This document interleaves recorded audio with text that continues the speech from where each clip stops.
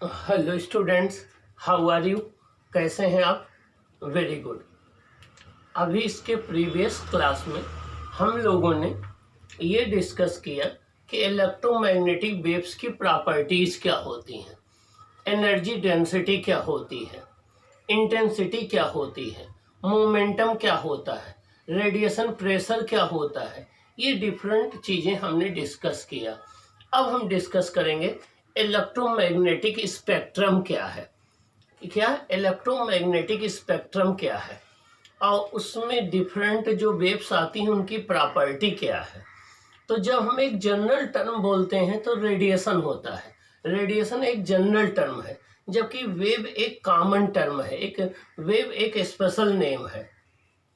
तो अब हमें डिस्कस करना है इलेक्ट्रोमैग्नेटिक स्पेक्ट्रम क्या है, उसमें कौन कौन सी वेव्स आती हैं, उनकी प्रॉपर्टीज़ क्या है, मेथड ऑफ प्रोडक्शन क्या है, डिटेक्शन क्या है, उनकी फ्रिक्वेंसी कितनी होती है, उनकी एनर्जी कितनी होती है, उनके यूजेज क्या होते हैं। ये डिफरेंट फैक्टर्स हम इसमें डिस्कस करेंगे।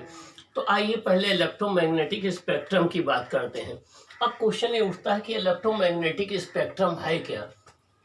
तो जब हम डिफरेंट इलेक्ट्रोमैग्नेटिक वेव्स को उनकी फ्रीक्वेंसी या वेवलेंथ के इंक्रीजिंग या डिक्रीजिंग आर्डर पर अरेंज करते हैं तो जो पैटर्न हमें मिलता है उससे इलेक्ट्रोमैग्नेटिक स्पेक्ट्रम कहते हैं। जब डिफरेंट इलेक्ट्रोमैग्नेटिक वेव्स को उनकी फ्रीक्वेंसी या वेवलेंथ के इंक्रीजिंग या डिक्रीजिंग आर्डर पर अरेंज किया जाता है तो जो हमें आर्डर मिलता है या जो पैटर्न हमें मिलता है उसे हम इलेक्ट्रोमैग्नेटिक स्पेक्ट्रम कहते हैं। ओके, तो when different electromagnetic waves are arranged on the basis of their increasing or decreasing order of frequency or wavelength, what we get, it is called electromagnetic spectrum. So when different electromagnetic waves are arranged on the basis of their increasing or decreasing order of their wavelength or frequency, the pattern are called electromagnetic spectrum.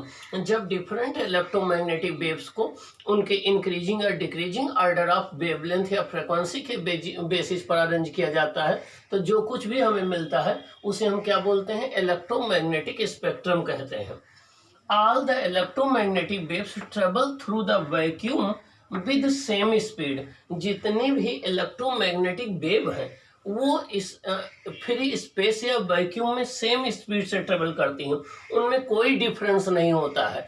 तो difference कहाँ आता है? Difference आता है they differs basically in their frequency और wavelength.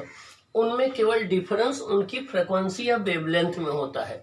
जब सभी के सभी इलेक्ट्रोमैग्नेटिक रेडिएशन फ्री स्पेस में या वैक्यूम में चलती हैं तो सब सेम स्पीड से में चलती हैं, केवल डिफरेंस जो होता है वो उनकी वेवलेंथ या फ्रिक्वेंसी में होता है। As a result,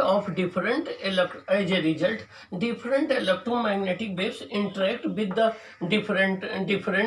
differently with the matter. As a result, different electromagnetic waves interact differently with the matter.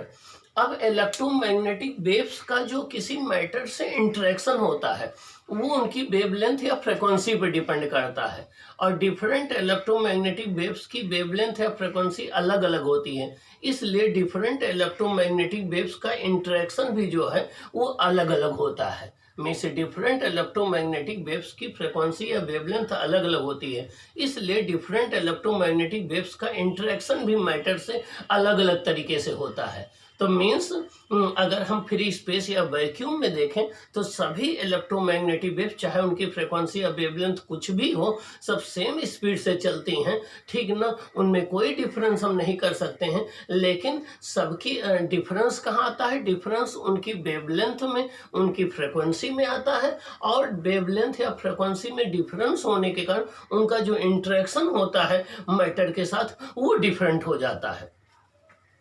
आइए हम सेकंड पॉइंट की बात करते हैं। The electromagnetic waves interact with matter through their electric and magnetic fields. कोई भी electromagnetic waves जो होती है तो उसमें दो फील्ड होता है, एक इलेक्ट्रिक फील्ड होता है, एक मैग्नेटिक फील्ड होता है। तो इस इलेक्ट्रिक और मैग्नेटिक फील्ड के थ्रू वो मैटर से इंटरेक्ट करती हैं। कोई भी इलेक्ट्रोमैग्नेटिक वेव्स में एक इलेक्ट्रिक फील्ड होता है, एक मैग्नेटिक फील्ड होता है। इन दोनों फील्ड के हेल्प से वो आपका इंटरेक्ट करती हैं। वो क्या करती हैं? मैटर से इंटरेक्ट करती हैं। These fields set into oscillations the charge present inside the matter। जब ये इलेक्ट्रोमैग्नेटिक वेव्स किसी मैटर के ऊपर गिरती हैं तो ये इलेक्ट्रिक फॉलो मैग्नेटिक फील्ड्स उस मैटर के अंदर जितने चार्ज पार्टिकल होते हैं उनको ऑसिलेट करने लगते हैं, उनको ऑसिलेट कर देते हैं, उनको ऑसिलेशन में ला देते हैं। The mode of interaction scattering होगा या एब्जॉर्प्शन होगा, depends upon their wavelength and nature of the atoms and molecule constituting the matter. अब वो इंटरेक्शन किस टाइप से होगा?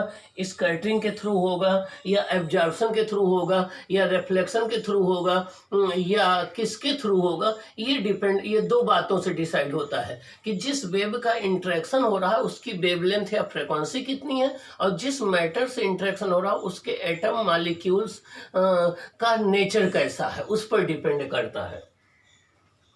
The wavelength of electromagnetic waves radiated by any charge system depends upon the size of the system। कोई भी हमने discuss किया था कि इलेक्ट्रोमैग्नेटिक वेव्स एक ऑसिलेटिंग चार्ज के द्वारा प्रोड्यूस की जाती हैं। तो जिस ऑसिलेटिंग सिस्टम के द्वारा प्रोड्यूस की जाती हैं तो इलेक्ट्रोमैग्नेटिक वेव्स की वेवलेंथ उस सिस्टम के पर डिपेंड करती है, उसके साइज पर डिपेंड करती हैं। मीन्स किसी भी इलेक्ट्रोमैग्नेटिक वेव की वेवलेंथ जिस ऑसिलेटिंग सिस्टम से वो प्रोड्यूस की जाती है उसके साइज पर डिपेंड करती है। Number 1 depends upon the size of the system. उस सिस्टम के साइज पर डिपेंड करता है। मीन्स किसी भी इलेक्ट्रोमैग्नेटिक वेव्स की जो वेवलेंथ है जिस सिस्टम के द्वारा वो प्रोड्यूस की जा रही है, जिस चार्ज सिस्टम के द्वारा प्रोड्यूस की रहे उसके साइज पर डिपेंड करती है।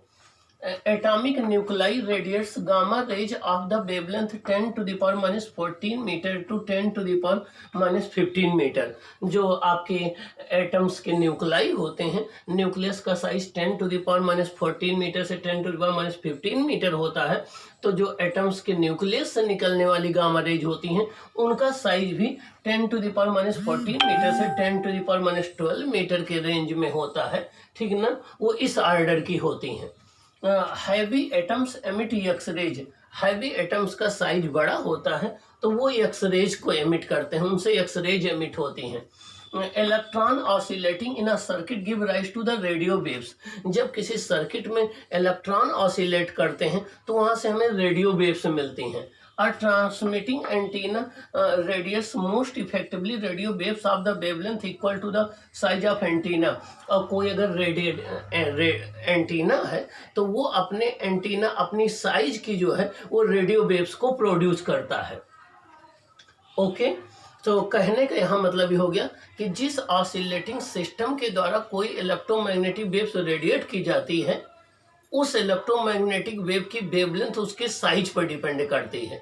अगर न्यूक्लियस से कोई वेव निकल रही तो उसका साइज न्यूक्लियस के ऑर्डर का होगा। अगर जो है कोई वेव जो है वो आपका हैवी एटम से निकल रहे हैं तो उसका साइज उसके ऑर्डर का होगा। अगर कोई जो है इलेक्ट्रॉन के ट्रांजिशन से निकल रहे हैं तो उनका साइज उनके ऑर्डर का होगा।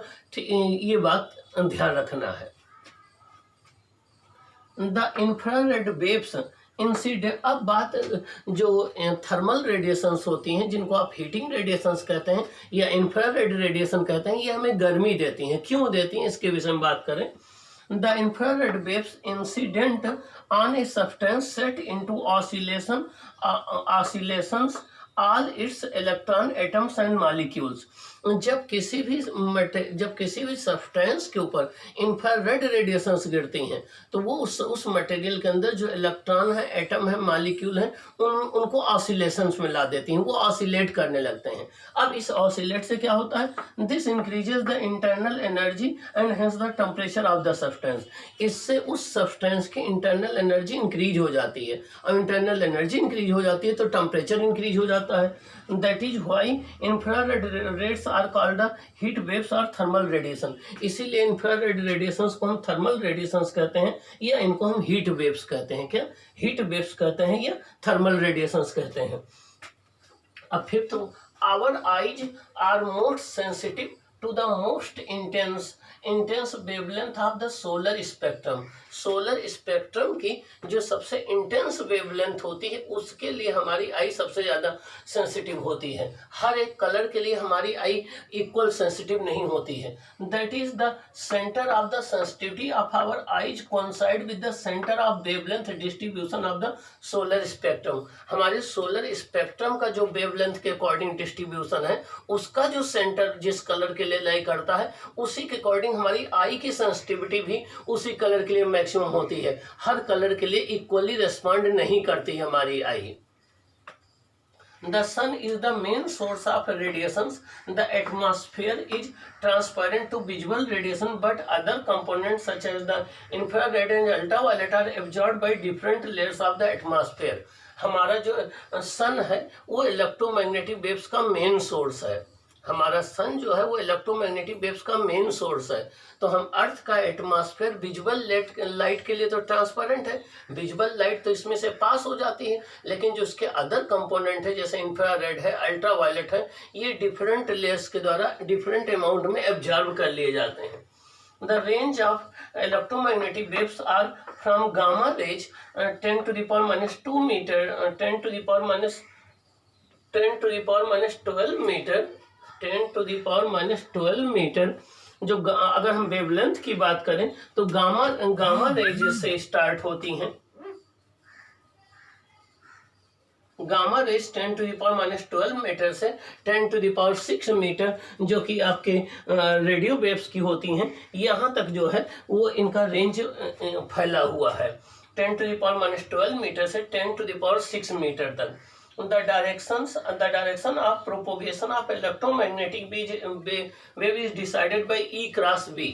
E cross B, E electric field और B magnetic field. E cross B हम निकालें तो जो डायरेक्शन आएगी वही डायरेक्शन इलेक्ट्रोमैग्नेटिक वेव्स की होगी। क्या होगी? तो किसी इलेक्ट्रोमैग्नेटिक वेव्स के डायरेक्शन ऑफ प्रोपोगेशन जो डिसाइड किया जाता है वो वेक्टर ई क्रॉस बी के क्रॉस प्रोडक्ट के द्वारा डिसाइड किया जाता है। ई क्रॉस बी करने पर जो डायरेक्शन आएगा वही इलेक्ट्रोमैग्नेटिक वेव्स की डायरेक्शन ऑफ प्रोपोगेशन होगी। ओके, तो ये रहे कुछ इंट्रोडक्शन जो है इलेक्ट्रोमैग्नेटिक स्पेक्ट्रम क्या है। अब हम हर एक वेव को 1 बाय 1 डिस्कस करेंगे। उसके यूजेज क्या है, उसकी प्रॉपर्टीज क्या है, उसकी फ्रिक्वेंसी क्या है, ये हम डिस्कस करेंगे। आइए अब हम 1 बाय 1 जो है इसको सेपरेटली डिस्कस करते हैं। ओके।